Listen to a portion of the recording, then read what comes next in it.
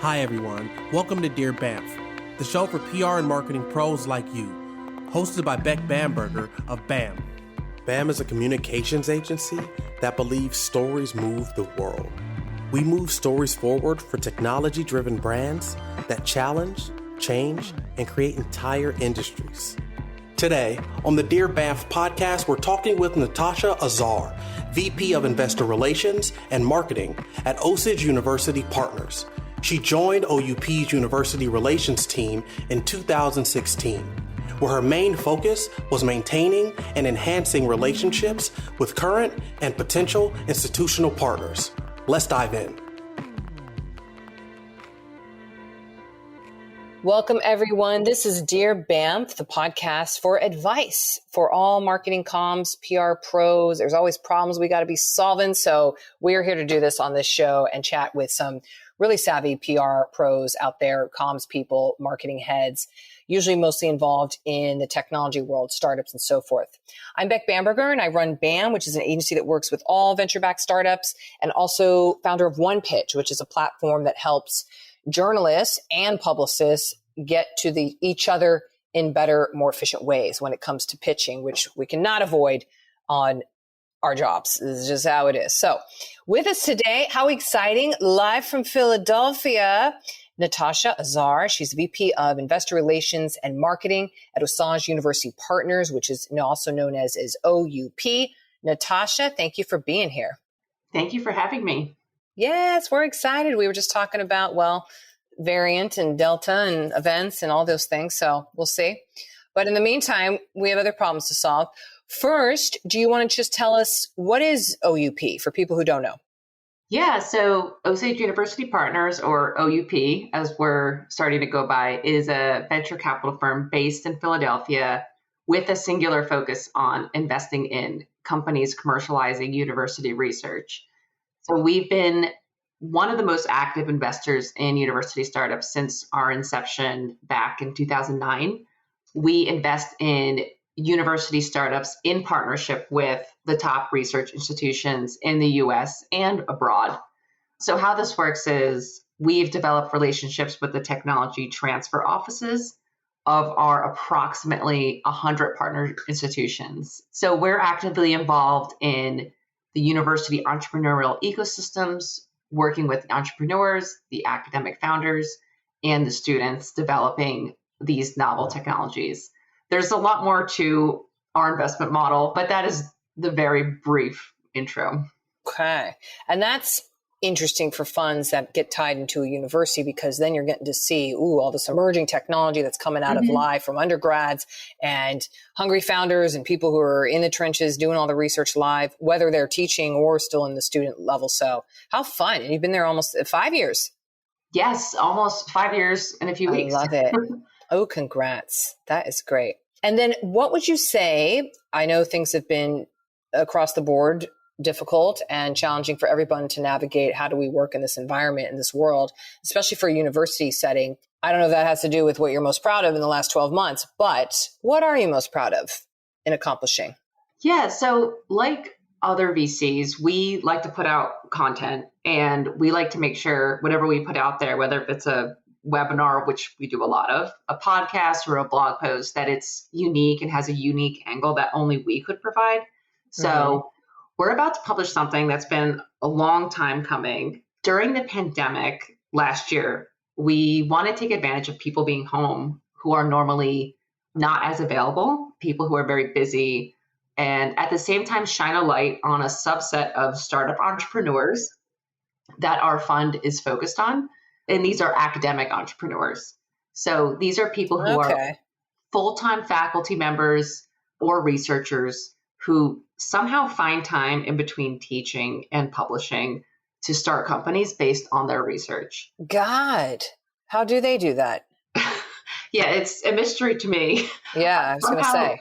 Somehow a lot of them do. So for this series of interviews, we decided to focus specifically on women for the first batch. So we asked several women from a variety of academic disciplines and positions to talk with us about their stories in creating their startup ventures.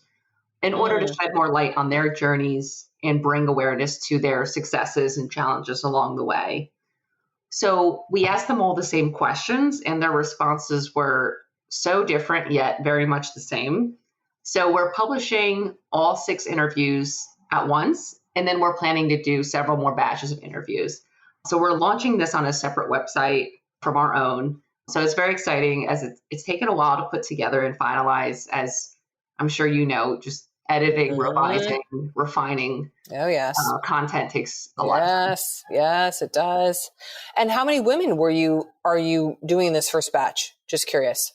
This is 6 women, although it's technically 7, as one of the founders. We interviewed her along with, so she's the founder and the CEO together. So, oh, okay, there you go. We did one of those, like a dual interview. Yeah, got it. Wow, congrats to those people running classes, doing research, and doing a company. Yes, and some of them have children, and it's amazing what they managed to do. Oh, I love hearing about people like that, because then you go, oh, see, there's a lot of other capacity in the world. My God. Yeah. And it was really interesting hearing their stories of how everything changed for them last year when they were home during the pandemic, but still running their companies somehow. So that was really enlightening. Dang. Oh, I can't wait to see those pieces. So maybe that ties in right to the next question, which is, well, what's your favorite way to tell a story right now? Is it doing these more like in-depth feature pieces on individuals, or what else would you say? Yeah, I mean, that's been going through this exercise of interviewing all of these academic founders has been really interesting. And we got inspired to do that just from reading a lot of other similar content other VCs have been putting out, where they're interviewing their founders. And we thought, well, our founders kind of have a unique story to tell. So that's how this whole initiative came about. So answering this in the context of what OUP does and what I do at OUP, my favorite way to tell a story, especially stories of what our portfolio companies are doing, is to make them current and relatable. So the thing about investing in deep science like we do, like biotech, cybersecurity, hardware, is it's very relatable to certain audiences, such as academics and other VCs who invest in the same space. But it's difficult to express to the public how exciting and game-changing some of these technologies are or could be if they go to market. So though it's challenging, my favorite way to announce, a new investment and tell the story of a company to not just the public, but our limited partners, because they're varied, is to figure out how to explain what the company is doing in a way that resonates with them, and also translate what the company is doing, even if they are early still, into what impact they could have. And this could be a company developing a carbon capturing technology, or a biotech company developing a therapeutic to address a rare disease.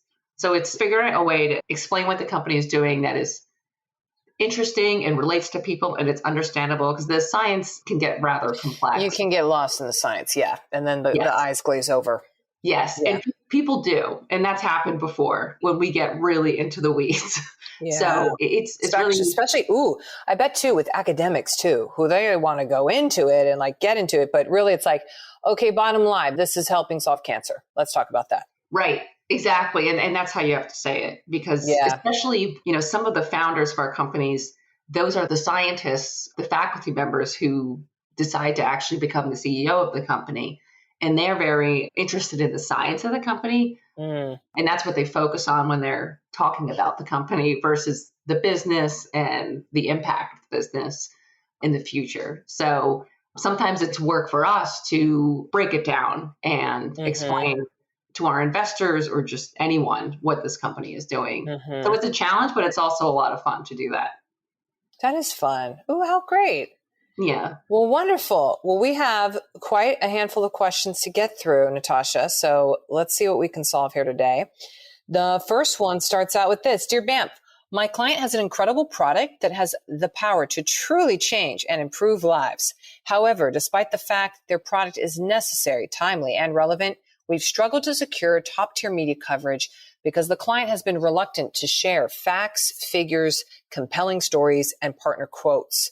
Do you have any suggestions about how to illustrate to a client the importance of data and access to key players if they want to land those big time placements? How can the PR team better support the client as well so that the client doesn't feel like this is a heavy lift with no reward?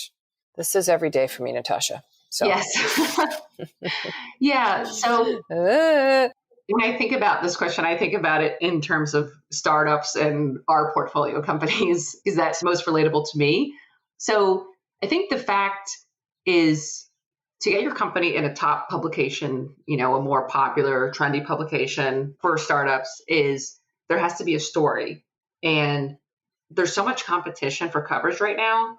Yeah, very there true. There are so many startups, so many funding announcements that a funding announcement isn't newsworthy enough to some publications. So if you're not going to provide details around what your company is doing, who your clients are, how much you've raised, what you're planning to do with those funds, what the next milestone is, the future of the company, a big publication will likely pass up your story.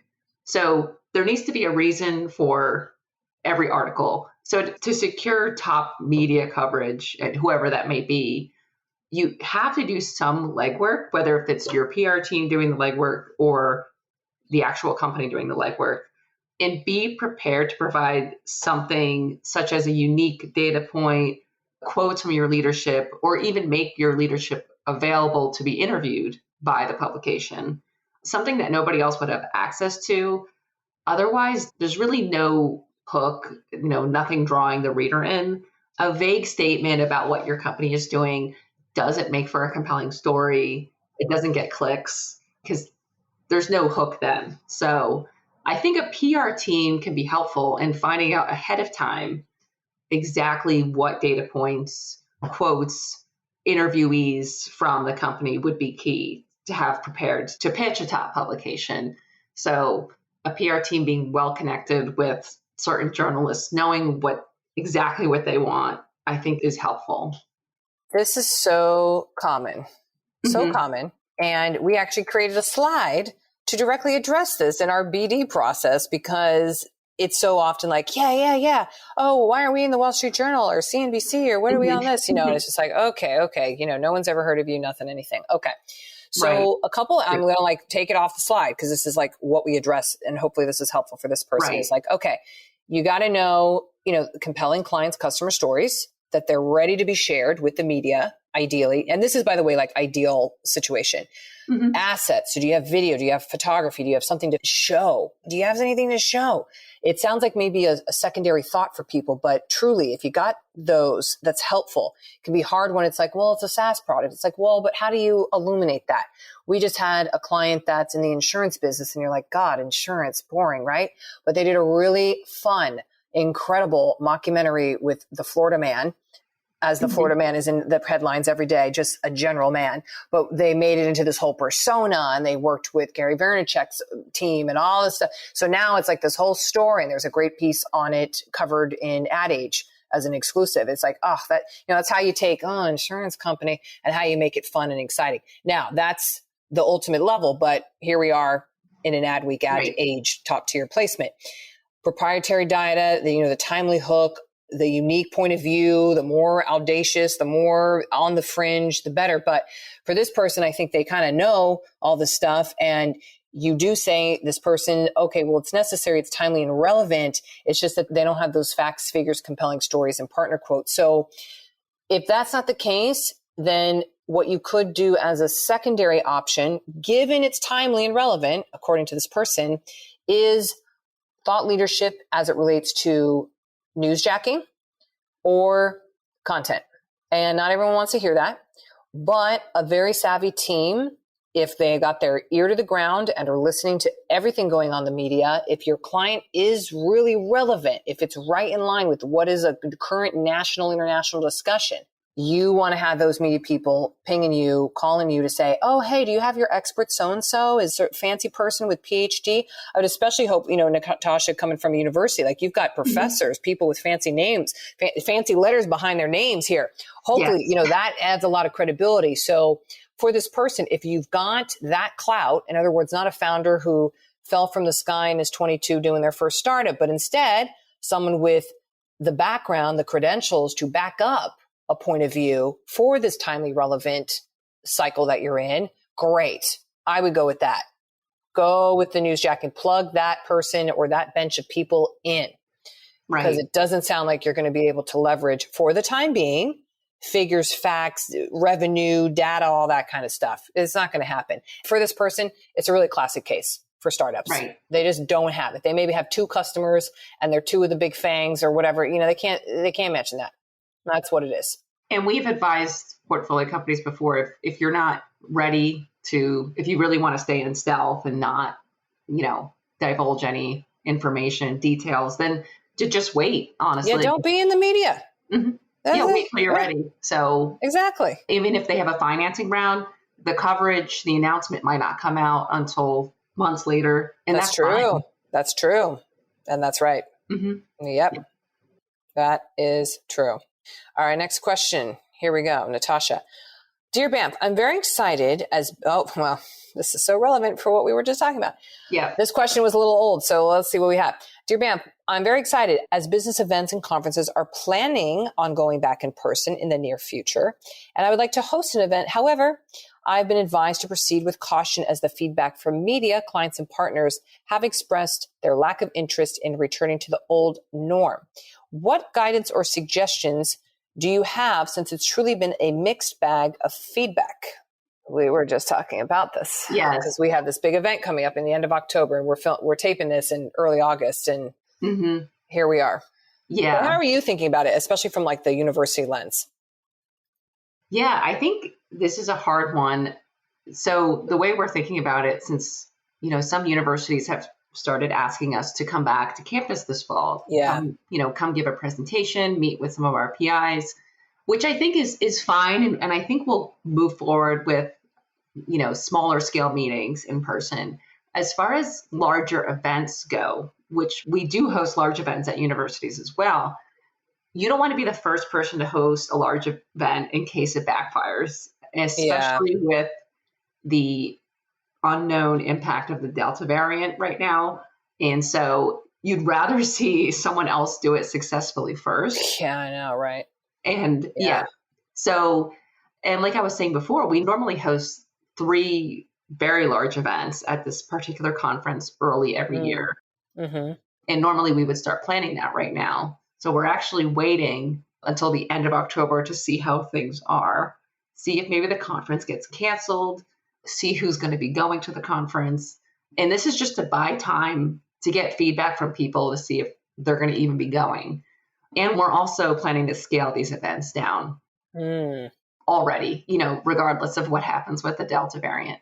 Yeah. So I would suggest that if you are still thinking of planning a large event, to find out what your target audience is planning to do. So survey them if you can.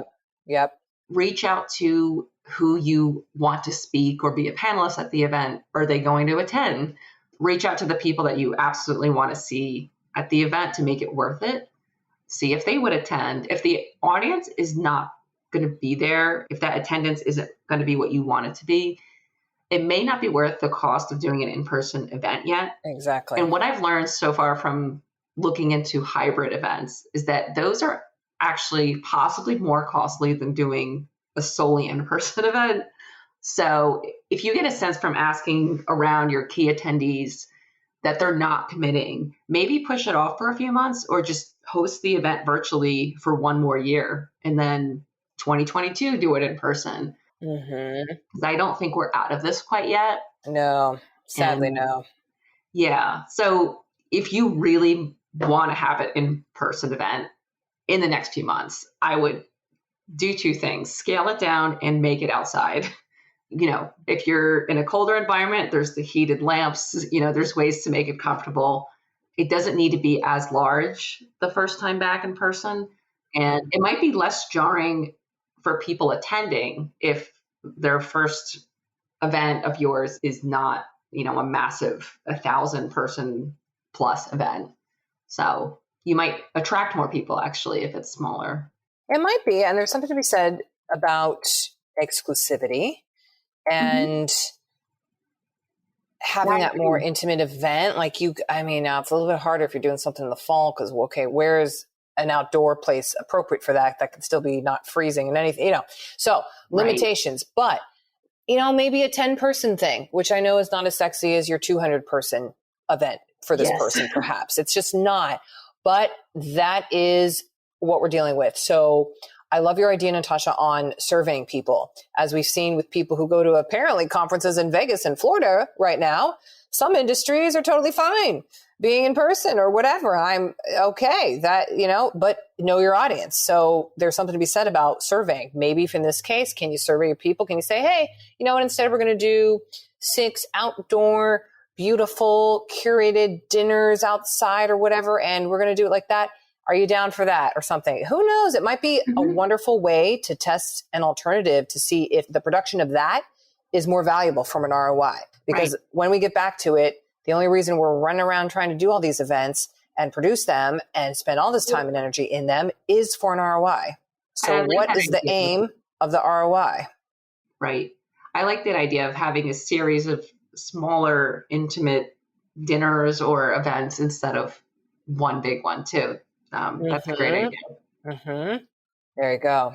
Okay, Natasha, we got one more question here. Let's see what we got. Dear BAMf, my client has the mindset that all media is good media. While I agree that being in the media, no matter what the angle is, allows for visibility for the company, I have to disagree that negative press is in fact noteworthy to the company. I've expressed this prior, but I don't seem to be getting through to my client. Any recommendations on how to further drill down the need for a media strategy that will keep my client in a positive light? Yeah, so I feel like these days, information spreads and anything can go viral, especially on social media. And you see what happens to companies and individuals when scandals come out. So, there's one on the cover of the New York Times right now. So, I know what you're talking about. Yep. So it's not looking good for the governor. Yeah. Right. Yeah. So everyone, is talking about that company or person, but at the same time, if it's a scandal or something negative, okay, you're in the news, but there's side effects. Your leadership might resign at the request of the board, or the company's unable to hire because no one wants to work there anymore, or the company loses its investors. And so these are all instances where you don't want your company visible.